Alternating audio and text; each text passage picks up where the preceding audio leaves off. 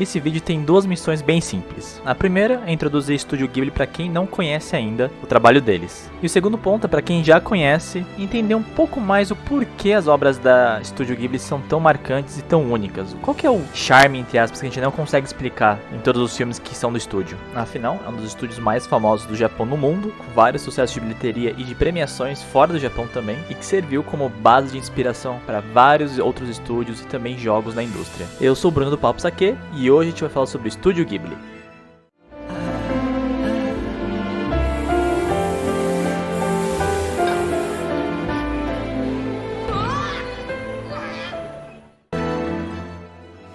Hayao Miyazaki, Isao Takahata e Toshio Suzuki já eram figurinhas carimbadas da indústria japonesa de cinema. Depois do enorme sucesso do filme de 84, Náusea, os três se juntaram para fundar o Estúdio Ghibli. Os três compartilham em comum a ideia de que o importante é você contar uma boa história acima de tudo. E é claro que eles conseguiram faturar uma boa grana em cima disso. Inclusive, os filmes do estúdio sempre figuram no top 10, top 20 de bilheterias de todos os tempos no Japão, o que permitiu que eles conseguissem lançar os filmes fora do Japão também, visto que eles eram um sucesso de bilheteria. Ponto é que desde o início, os três deixaram bem claro para quem decidiu trabalhar com eles que a ideia é que todas as pessoas lá dentro sejam desafiadas de forma criativa em cada projeto novo. Que a partir do momento que você vê que a Estúdio Ghibli não está sendo suficiente para você acordar motivado para fazer algo diferente ou inovador em termos de arte, é melhor você ir embora. E o próprio Miyazaki fala que ele iria embora caso um dia ele se sentisse frustrado criativamente dentro do estúdio. Outro ponto que colabora para o estúdio ter tantos filmes cativantes e emocionantes é o direcionamento do próprio Miyazaki para a equipe dele. Eu destaco duas delas. A primeira é o ponto que ele entende que para qualquer tipo de animação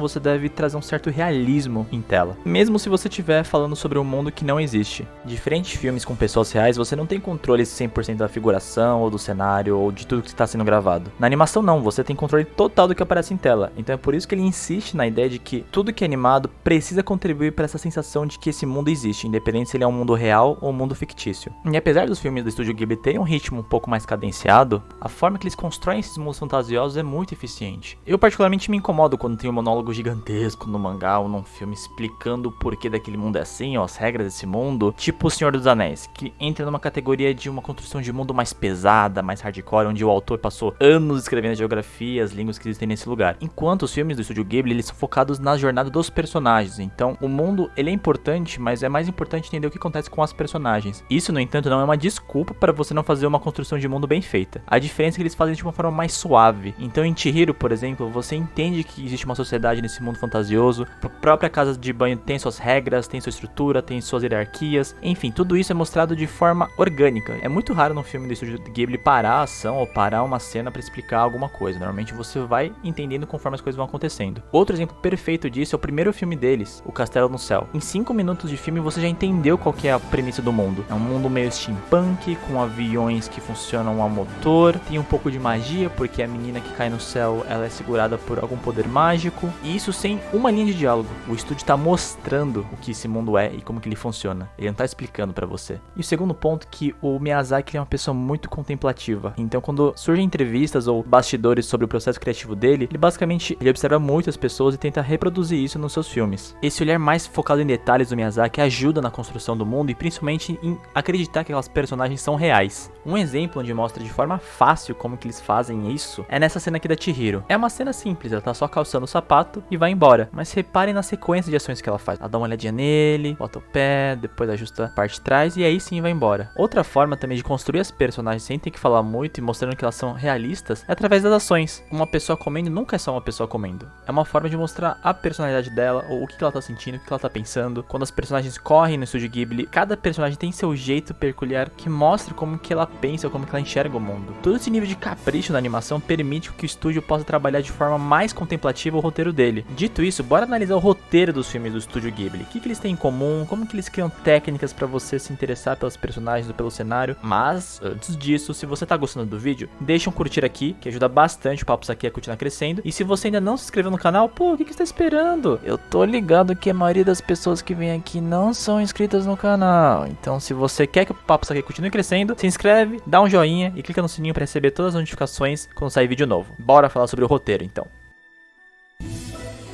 Quando você começa a assistir os filmes do Estúdio Ghibli, você percebe que as histórias são bem diferentes entre si, mas é inegável a qualidade de escrita em todas as histórias. Existem algumas que são mais semelhantes ao modelo mais tradicional de filmes que a gente está acostumado, enquanto outras vão para um caminho bem diferente do tradicional. Nesse mar de opções, eu escolhi um filme que, pra mim, fica bem no meio do caminho, que é o Serviço de Entregas da Kiki. A premissa da história é bem simples, é uma história sobre amadurecimento. A Kiki é uma aprendiz de bruxa, e nesse mundo, a partir de uma certa idade, você tem que sair de casa para começar o seu treinamento como bruxa. Apesar da estrutura simples, o filme foge completamente daquela estrutura tradicional que a gente está acostumado a ver em outros lugares. A história se compromete a entregar o que ela mostra desde o início, que é como o processo de amadurecimento de uma menina que está saindo de casa. A grande diferença é que esse processo não envolve um antagonista, não envolve um grande conflito. São várias sequências de eventos que geram essas reflexões na Kiki e que, por consequência, fazem com que a gente também reflita sobre essas histórias e como que a gente se identifica com elas. A maioria das vezes a Kiki não fala o que ela está pensando e cabe a gente interpretar o que ela sente, muitas vezes pelas ações dela ou até pelas reações e expressões que ela faz. Algumas coisas também ficam abertas à interpretação. Em um determinado momento do filme, uma personagem importante para de falar com a Kiki. E em momento algum, o filme se preocupa em explicar o motivo disso. Cada um pode dar o significado que quiser para essa ação. E ao mesmo tempo, todos os eventos do filme são simples, eles são corriqueiros, eles são literais, não tem nada muito abstrato. São coisas como a Kiki precisa trabalhar para ganhar dinheiro, ela precisa entender como que funciona a cidade, ela precisa ajudar alguma pessoa, ela vai sair com um amigo e aí o amigo apresenta alguma coisa. Então por isso que eu entendo que ela fica no meio do caminho do nível de complexidade da Ghibli. Indo pro extremo oposto da Kiki, a gente tem o último filme do Miyazaki, Vidas ao Vento. Por que eu acho que esse é um dos filmes mais difíceis de você assistir do Estúdio Ghibli sem ter um conhecimento prévio? Bom, talvez de todos que eu tenha assistido, esse é o mais difícil de você acompanhar o ritmo, de você entender o que tá acontecendo. Em Kiki, mesmo esses momentos mais ambíguos ou mais íntimos da personagem, você ainda consegue entender o que tá acontecendo, qual que é o ritmo ou a estrutura da história. Em Vidas ao Vento, às vezes eu tenho a impressão que apesar de ter uma linha temporal, os eventos não estão muito conectados em si, é muito mais um esboço ou muito mais um ensaio sobre a vida em geral do que de fato uma história, por mais que exista uma base, inclusive histórica, né, de uma personagem real que viveu para contar esse filme. Os exemplos que eu trouxe, esse é um único filme que se passa no mundo real, então não tem nenhum elemento de fantasia. No entanto, para compensar isso, o Miyazaki ele coloca cenas de sonhos totalmente fantasiosas, e isso também aumenta a complexidade para você entender o que está acontecendo no filme ou por que as coisas estão acontecendo. Então, de todos os filmes, talvez esse seja o mais distante da estrutura padrão que a gente está acostumado a ver no cinema, o que em momento algum diminui a qualidade do filme. Ele é um filme belíssimo, mas você precisa querer entender o que está acontecendo ali. Ele não é muito fácil de se absorver. Apesar disso, toda a parte artística, todas as animações que estão no filme são lindas, então isso acaba compensando um pouco a densidade do roteiro. Tanto que é difícil entender qual que é a premissa do filme, qual que é a temática dele. A gente entende que a gente vai acompanhar a história de uma pessoa ao longo da vida dela, mas a gente não entende quais são os conflitos dela, a gente não entende muito bem o que ela está buscando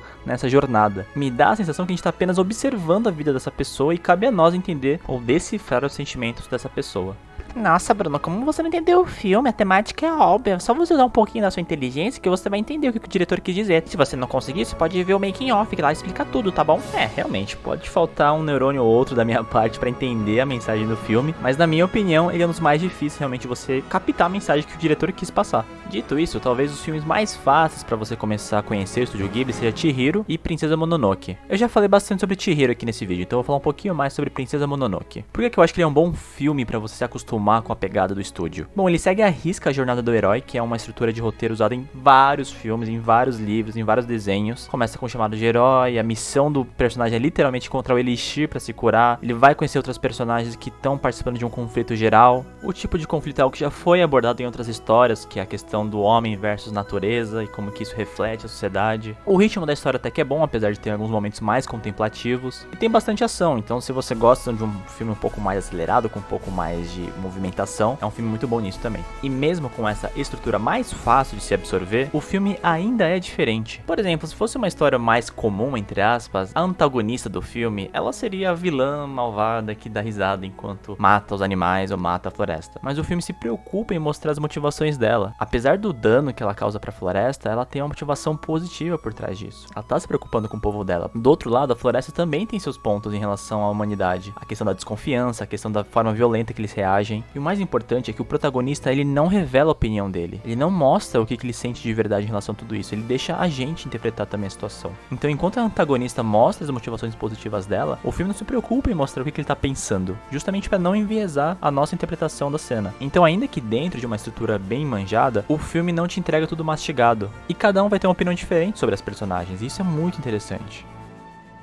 É difícil falar sobre o Estúdio Ghibli, porque são tantas camadas que você pode explorar ou entender por trás dos bastidores desses filmes, que poderia dar um vídeo de 2, 3 horas. O ponto é que existe uma magia em todos esses filmes, e que é claro que a gente pode entender a teoria, a gente pode tentar compreender as técnicas que são utilizadas nos filmes para gerar esse efeito de magia, mas eu acho que a Ghibli vai além disso. É algo que a gente tem que exaltar e compartilhar com as pessoas. Então eu espero que de verdade, se você não conhece o Estúdio Ghibli, dê uma chance, assiste esses filmes que eu sugeri, ou depois procura outra lista que fala sobre melhores filmes para você começar a assistir as obras do estúdio, mas dá uma chance. E aproveita, se você não é inscrito no canal ainda, dá uma chance pro Papo Saque também. De alguma forma, tô tentando criar histórias legais aqui no YouTube através dos meus vídeos, e me ajuda muito manter o projeto vivo se você se inscrever no canal e também curtir os vídeos. Eu também tô no Twitter, onde eu acabo discutindo, comentando algumas coisas que eu tô assistindo ou lendo no momento. Então se você usa essa rede e quiser bater um papo comigo lá, me segue no Twitter também. É @paposaque. Mas o que você acha sobre o Estúdio Ghibli? Você já conhecia o estúdio? Concorda com o que eu falei ou falei besteira? Deixa aqui nos comentários que tô curioso pra saber. E muito obrigado pra todo mundo que acompanhou o vídeo até o final. A gente se vê semana que vem e um abraço. Valeu!